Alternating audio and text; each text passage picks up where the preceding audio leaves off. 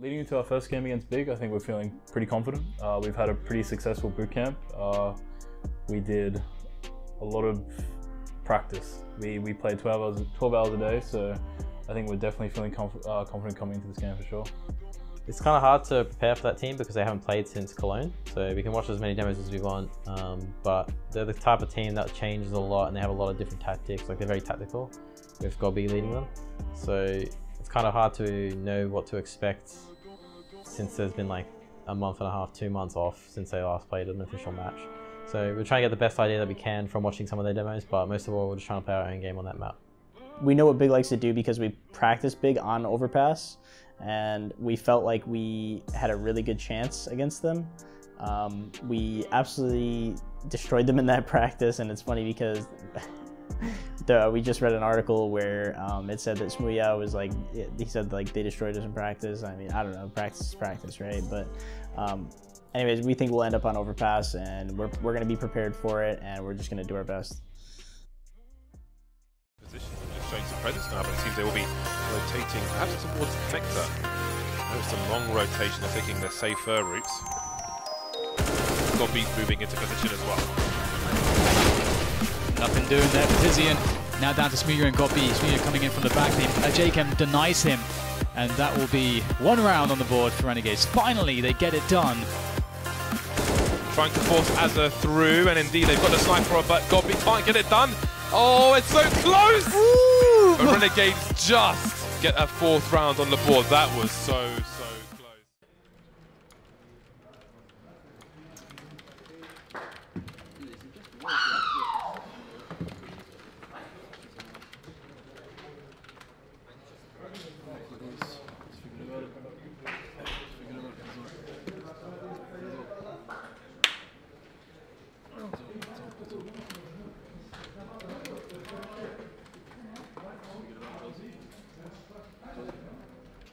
We obviously have a ton of games still left to play here. I think we kind of reverted back to what we were doing like Cologne-ish, where we got a really slow start and then we just kind of turtled up. And everybody was playing tight individually. We did not look sharp at all. We left a fair amount of frags on the table. Tactically, I feel like we played their game. We went super slow. We ran into utility. We ran into basically site stacks because they had information somewhere. And that's where we were 2 months ago-ish, or maybe 3 months ago. We have to put that behind us real quick to be ready for this next match. We don't know who we're going to play yet. There's a chance it's a team like Gambit. That's a team that basically anybody that loses in the next couple games, assuming there's no like major Astralis upset, are teams that we should absolutely smash. But we need to play with the level of confidence that kind of represents that we're a team that can smash the teams that we're about to play. If we do what we just did to Big, we're going to have a real tough time in this tournament, and we're going to be making that work harder on ourselves, and our opponents aren't going to be doing that to us. So when we go into this next game, I want to make sure everybody's warm, everybody's sharp. Comms were pretty good overall, so not too much there. I think we did a good job of calling contacts. We talked through different setups, but I think our pacing T side was a little too slow, and we didn't have the real estate to run it back on CT. The last time that happened, like I said, it was just kind of us, maybe a little bit of early shell shock, maybe it was nerves, but we got to be aware of it, figure out what it is, think on it now, if you felt maybe a little more nervous, but we kind of turtled up and we can't do it.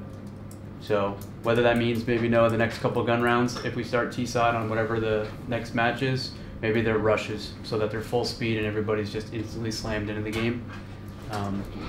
I do think that the change of pace at the last round on our T side was good. I think that's kind of how it needed to look, a little bit more like that. And when I was saying in those timeouts, like to literally sprint up, I literally meant sprint up. I didn't mean run up to it, run up to a smoke, and then everybody freeze. Because the round that with Tapson got away from us at Link, if we literally just ran at him, he dies. But we didn't. We ran towards him, and then we stopped. And he got away and was able to set and get kills. I think it's a lot of competitors in activities like this, or games or sports in general, they tend to focus on winning and beating the other team, and it takes the focus away from where it should be, which is on doing the best that you're capable of to be the best that you can. And so at the minor, we had a couple of games where we won, but to me, it didn't feel like we played anywhere near our level. And you can ask the guys that I wouldn't say I was harsh on them, but I said afterwards, like, guys, we won the match, but we didn't really win. Like, we didn't play well. And I think that some days you can win and still lose, and some days you can lose and still win. We had actually one of those where I felt like our game against Tyloo, we lost the game, but I think we won in our ability to bounce back from certain adversity, to put certain things together that hadn't been working. And I felt like everybody gave the effort and everybody was in that game. So when it comes to the stress of winning or losing, I try to make sure that the guys are focused on just doing what they need to do and giving 100% effort to be the best that they're capable of. For a lot of the guys, they get upset if they miss a shot or make a mistake. Everybody makes mistakes. It's a part of Counter-Strike, and the team that makes the least amount of them tends to be the one that wins. So the goal is always to learn from them and improve for the next time. But when players mentally take themselves out of it, I'm pretty quick to be there behind them when I'm coaching. I can't, here at the event and the matches as they're live, my mic is muted. So sometimes it's a pat on the shoulder. Sometimes it's just reinforcement during the timeout where I can speak. But making sure that they stay level-headed in some way and that they stay focused on the task at hand is super important. And there's a bunch of different ways that I think that I do a good job with that with the guys, but having your mic muted limits your ability to really, it's like fist bump, shoulder tap, rub their shoulders, something to get them back focused to the task at hand. And that's where we try to go with. I think Steve coming into the team, he's really just taken a leadership role of our team. He has a really good mentality of having us all together, building chemistry with each other. And he has knowledge of the game also. So he's been very, very beneficial for us for sure. So I think what went wrong in the big game was we just started slow. I think it's just been too long since our official match, to be honest. Or since our last official match. I think we kind of had a little bit of nerves going into the first few rounds, and we just started off really slow. I think we're like 7-0 down. And I think when you start 7-0 down, it's kind of hard to swing the map back into your favor unless you have like 4 or 5 rounds in a row. It's kind of hard, like you didn't really give yourself much room to work with on the next half. But yeah, I think on the T side, we kind of just fumbled a lot. We weren't really sure what we were doing or like what we needed to do mid-round. No one was really making any decisive decisions. And yeah, I think that was just where we went wrong. And I think we just started slow. And I think if you start slow in a best of one, it's really hard to bring it back. We were just very, very passive. It was just like we hadn't played a competition game in a while, I guess you could say. We were just not playing our own game. We just felt completely off, and it really showed. And we made a lot of mistakes, and we just didn't have our killer instincts, I feel like, in that game. And I think that's the main thing that we missed for sure. When Edrin rotates inner, he goes to like spools. So when we go inner, clear spools, and the other guys usually backsides in there. Again, outer they'll play close. Miro is their Ivy guy, and he was pretty bad. If we put pressure towards Ivy, it'll pull the dread away. Didn't you say he's always backside? He was mostly sometimes he'll be aggressive, like he'll do the molly and flash and push up, but most of the time he's just sitting at the back, just being with the smoke out. Something some of that I do. It's literally you can just push them off. They tend to play almost not scared, but they play timid. So like they go to their spots and then they just kind of stay there. They don't aggress.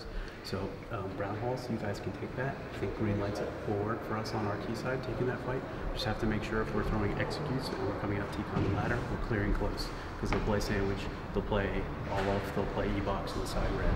So I think a lot of Ivy works, a lot of inner works, and a couple of things. So Gambit, I've played them a lot personally. First time I played them was probably like 2 or 3 years ago at the Major Qual in MLG Columbus, I think it was. That was with a different lineup though. They're just like, they are tactical, but they also have like a lot of individual players, I feel like. Recently they haven't been playing that well as a team because they got a new player and a new coach. But these guys won obviously a major, so obviously they're very good individually. But I think as this lineup, we've played them in a best of 3 and we won, and that was at Star Series, and then we played them in a best of 1 at DreamHack Jönköping and we lost. Jönköping wasn't the best tournament for us, so it's not really a result to go by, but I'd say they're pretty evenly skilled with us, I'd say. It would be a good matchup. We just need to play our own game. We just need to forget about the first game also. I mean, it's Swiss format, 0 for 1, doesn't mean we're out. So we still have a lot of opportunities to go through and just play our game and just crush, yeah. Waiting for the next people to come up the stairs, and somehow they win the fight against Doja. Mustillo now about to be flank, pulls out the AK-47, gets the kill on the Dren, but 2 on 4, 1 from Renegades, a quad kill from Mustillo. And now JKS down on the low ground. Oh my god, what a great double. He even gets that last one, absolutely shutting down this push from the Gambit side.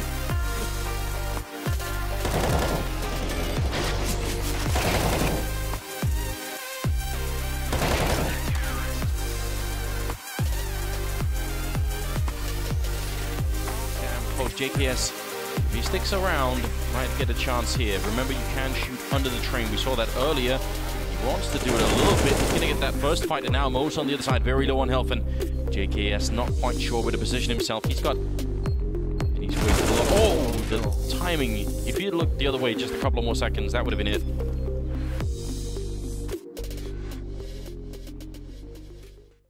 You missed. It's part of Counter-Strike. I'm probably going to call on a few of you, and it's no one in particular, so don't feel like I'm picking on you. I'm just doing it for my own knowledge, to learn how I can do my job better. But with a game plan like we had yesterday and a game plan like we had today, sometimes I feel like we don't convert the game plan into action. And I don't know if that's just me needing to do a way better job of communicating it, or maybe communicating it like earlier if possible. You know, we don't know who we play till whatever time. But it's something that I think if I can hear you guys explain to me what the game plan was or is, or what their tendencies were, it'll help me understand that you guys understood it. And then maybe the issue is not how I communicate it, but maybe we need to take it a step further in how we counter it. So that being said, does everybody understand what I just said? So like if I ask you to speak, and don't feel like we're gonna jump down your throat. I'm just trying to understand how we can convert that a little bit better. So I think our game against Gambit, it went a little differently. I think people were starting to get a little bit more comfortable. Our game against Big didn't go so well. I don't know if it was just first match of the tournament kind of thing.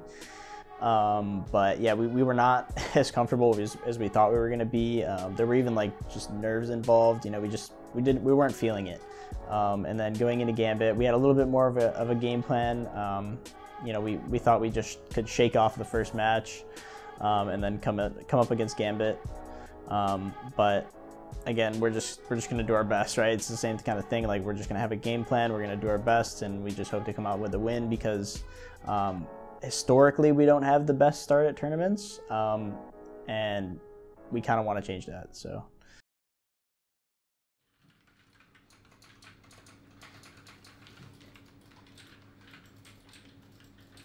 So Space Soldiers in practice are really good. They're actually a team that's like really, what's the word? They play really well together. Like, they have really good chemistry. Like, I think they're like a kind of, if you look at a team, you know, there's teams that are individual, and then there's teams that are like team based. You know, like they have really good like setups and reactions off each other. I think that's the kind of team that you need to look at for stuff like that.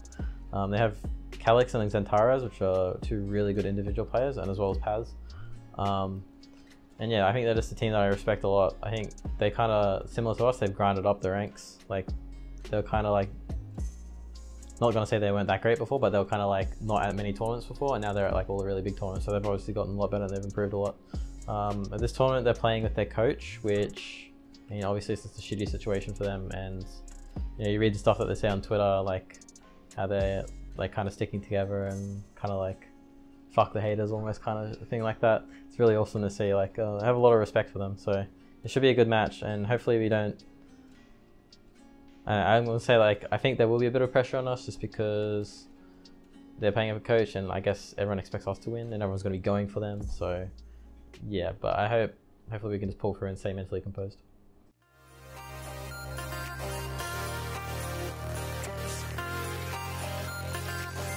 See what else he can get from this. They'll jump up high, and they'll be subject to JKM from 18 HP. Can he get an extra kill? No, he cannot. 11 rounds for Renegades, they'll take the lead. And this is what I was talking about, these crossfires can be dangerous. That's why they threw the smoke down for Pink, but it's just not helping. Az's just murdering them one by one. So, at this advantage, Renegades do not fear the aggression in this round. They know that Space Soldiers are ill-equipped, and that's a nice tap from Azza. 19 to 15, it took an overtime, but Renegades will not be eliminated, or instead have to wave goodbye, unfortunately, to Space Soldiers.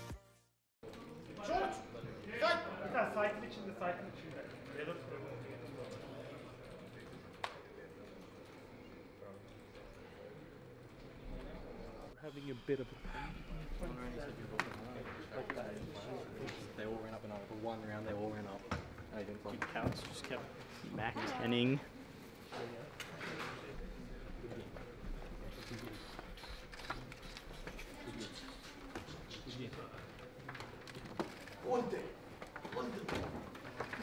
We just knew we had to just hold our heads steady.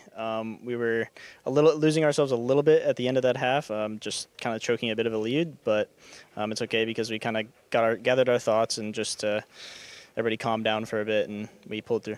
Yeah, because you guys had a really solid T side to start off with. What worked so well for you here, JKS?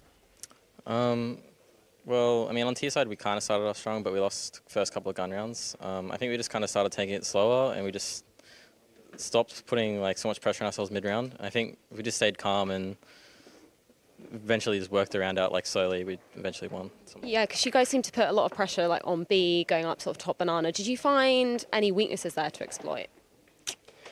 No, I mean, it's super just unfortunate for the Space Soldier situation anyway, but we felt more comfortable going towards A, but a couple times it was just weird because they were like stacked a couple times. So yeah, I don't know. We took it a little bit faster and a little bit more scrappy, and kind of just taking the fights because we were confident winning them. So that was my mistake. The first 4 gun rounds that we lost in a row was I was kind of like defaulting, and attacking B a little bit, going straight into like Zentaries and Calyx. So a little bit of a mistake there for me, but we kind of just switched it up right after that. Does anybody here feel like a boss right now? Does anybody feel like we're awesome? No, I think we just gotta look good. I just wanted to make sure I was on the same page because I think it feels good. Actually, it was good to get a win. Yeah, sure, but we certainly didn't play anywhere near our potential. I don't think on either half of the map. We kind of knew what to expect, especially on our CT. We still got caught off guard a couple rounds, seemed to lose focus, and I know that we can make the excuse of how long and ridiculously long we had to wait and warm up and then wait and then wait and then wait and then tech delay. I do think we lost rounds early because of the. I think we were overthinking it, to be honest. I think at the beginning we did, but I also think we would have heard rotates. If those guys sprinted to B as fast as apparently they did, somebody would have heard a footstep. And the fact that we weren't hearing all the footsteps correctly, I think cost us a round or 2. Yeah. But it's no excuse for the other 13 rounds that we lost, So what I would suggest is that you guys think on some of the things that you did poorly, figure out how you can do it better next time. Like literally tonight as you're going to sleep, think like, okay, this round I fucked up here, next time I need to do this. Simple as that, and then literally forget this match and let's just move past it. Because I think there's a few good things. I thought the resiliency at the end, we knew if we just took a deep breath, calmed down, recentered where our heads needed to be, we would win those rounds. I said, we're going to win this round, we're going to win it in overtime. We just needed to take a deep breath. That was enough to get it done. So there's some good stuff there. The rest of it, not so great. So I don't want to harp on it because I don't want it to haunt us tomorrow.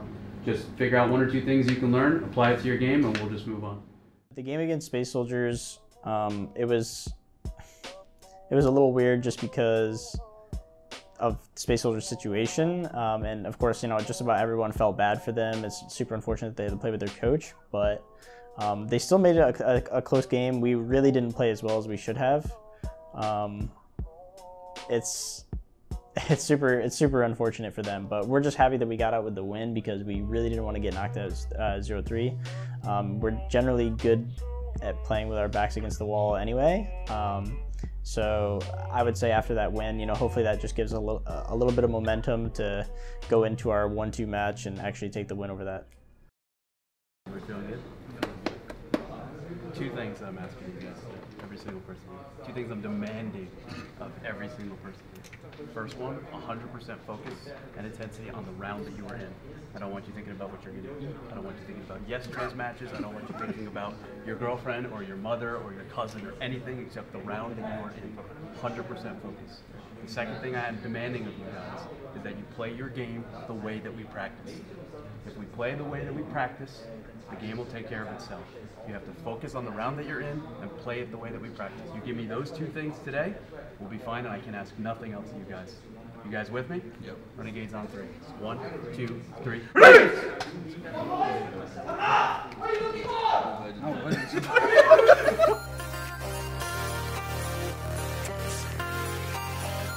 Running good area, and here they come. In a great spot, picks up the bomber, 10 seconds to go, Nifty with another one, and it's looking away way too easy for Nifty. He is doing a ridiculously good job there on the bomb side with the AWP. And there's nowhere to really stand here now for the CTs. That's pretty incredible. I don't know how Nifty's found that one. Oh my god, that is kind of ridiculous.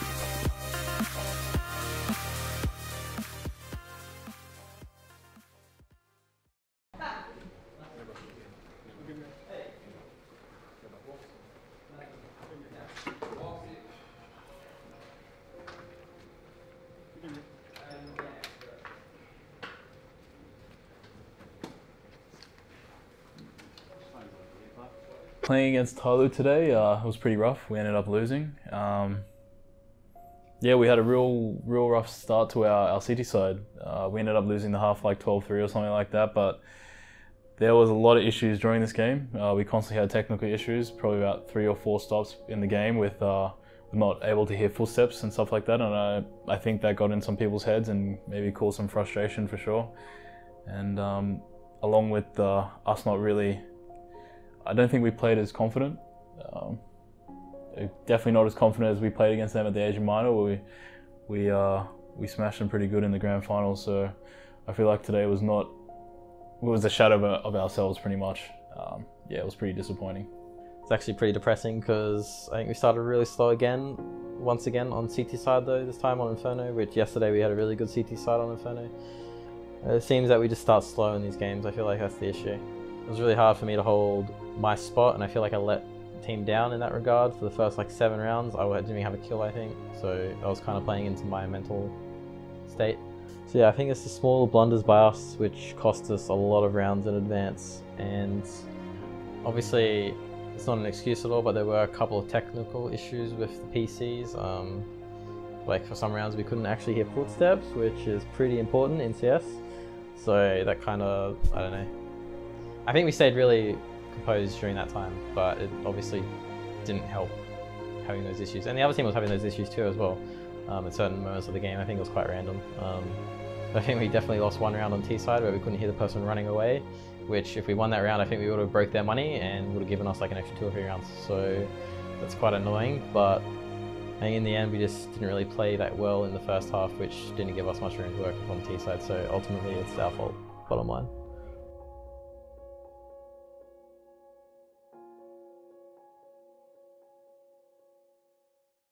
My full name is Aaron Ward, and my in-game name is Azza. I got my name Azza. It's just really just a nickname for Aaron in Australia, just like Gareth would be Gazza or something like that. So I mean, it's just an Aussie term. Yeah. So I got into video games when I was real young, about 6 years old, getting a PlayStation for Christmas, just playing with my sister, playing with like Crash Bandicoot and stuff like that. But I got into CS playing it at the computer rooms and the graphics rooms in school, and I got hooked there with friends from school, and just from there I've just been playing ever since. So I probably didn't discover that for a while. I just loved playing Counter-Strike for a long time, so I think it was more towards when CSGO started kicking off. It wasn't so big in Australia at the time, but when we initially got our first overseas trip back in Vox Seminole in 2013, and we started beating these teams that were salaried, and we just knew we could go the extra step if we had the chances. So yeah, back then 2013 for sure. Yeah. So my first championship was in 2012 under the original Vox Seminole lineup, which was like, it was me, APOC, Boomza, Top Gun, and Dimo Jr. So this is going a while back, and we won our first Source Nats back then, and it was a good feeling to definitely get a win under my belt. My parents' reaction to me playing video games for a living I guess initially it wasn't the greatest. They always wanted me to study. Mum always wanted me to study, Asian mum. And Dad was always a sporty background. He wanted me to play a lot of rugby and get into that sort of thing. But so they definitely weren't supportive to begin with, but when I got my first contract and they knew I could actually make a living from it, that's when they knew that I could do something with this. So they're very supportive now for sure, but back then definitely not. So before Counter-Strike, I was studying. I was doing accounting at university, and that was pretty much it. CS was pretty much my first job. Before that, I was always just studying accounting. I did a little bit of IT also. That wasn't for me. Got halfway through accounting, then I got my first pro contract, and just see you later. Straight to Counter-Strike. So living with 7 other people, 7 other guys can definitely be very taxing, I feel like. The pros would definitely be when we can play together, we can communicate better, we can fix our issues quicker compared to when you'd be at home in TeamSpeak or something like that.